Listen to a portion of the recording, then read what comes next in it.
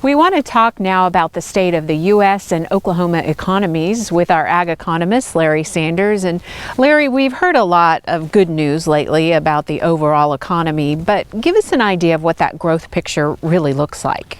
You know, it's been remarkable. We could point fingers all day long to blame somebody or give them credit, but the fact of the matter is America is a strong, resilient economy, and the states within the U.S. are in the same boat. And we've seen the consumers come back. They usually account for 2/3 to 3/4 of the market, and they are back big time, spending money, wanting new things, wanting to replace items they haven't had the money to replace in a while. So we're at that 3% plus or minus a little bit growth rate, and we're probably going to be there for much of this year. So we've seen some moderate growth, but then we've also seen record growth in certain areas, right? That's right. We are going gangbusters with exports. We're going gangbusters with energy. We are back in being competitive in many sectors of the U.S. economy, and so much so that foreign companies are looking at coming here again, and U.S. companies that had been going overseas to find a good deal for labor are finding reasons to stay here in the United States. Are we seeing some of that overall in Oklahoma as well? Well, we had Oklahoma's economy tends to lead the U.S. economy, so we were getting better earlier, and part of that was because we had an energy base and an agricultural base. Over the last year or so, that's kind of tailed off, and we're not growing quite as fast as the rest of the economy right now, and how because of the reduction in crop prices and the mixed market in oil and gas.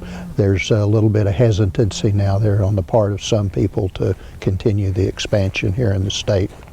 In terms of the economic picture, how does it look for jobs? Well, we are at a new low, 5.6% with the latest numbers. That is below the average since 1948. So we are on the downhill side of that, doing much better. And again, it's reflective of just how well we've done, because we were up over 10% unemployment just a few years ago.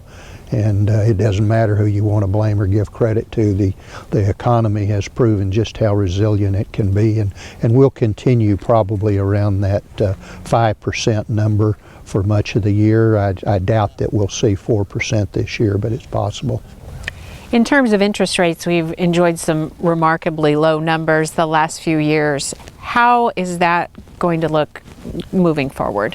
Well, it's been largely thanks to that institution called the Federal Reserve, and they decided to buy bonds and keep interest rates down at the floor, close to zero, sometimes even negative from that.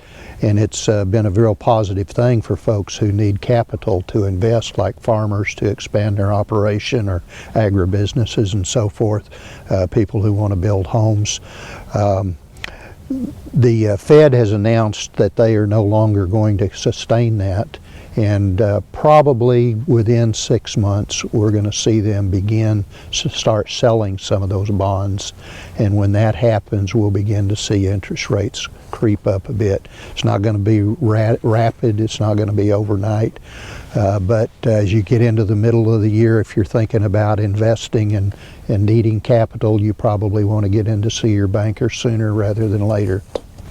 And then in terms of other potential concerns, what are you keeping an eye on? Well, there's the world economy. China and Europe may be deciding to backtrack a bit and slow down. China has already dropped below double-digit growth, and they're slowing somewhat. So that's one concern.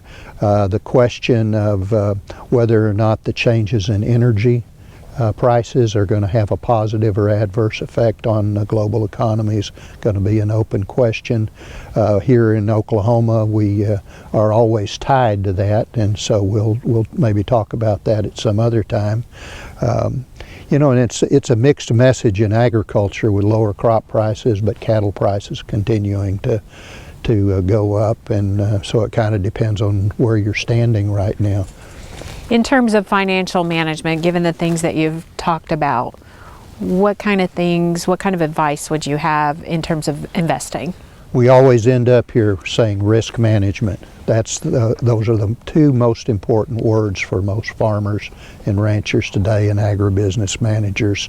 It's essential that you look at whether or not it's important to diversify your portfolio. So, how many different kind of crops do you have? Are you in crops and livestock?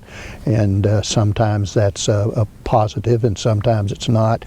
You want to make sure that your banker's going to be there for you later in the year when interest rates start going up. And most farms get most of their income from off the farm now. It doesn't come from on-farm sales for most farms. So you're going to want to be looking at making sure you're getting a piece of the action as we see unemployment continue to improve and we see wages possibly begin to come up. Okay, Larry, thank you.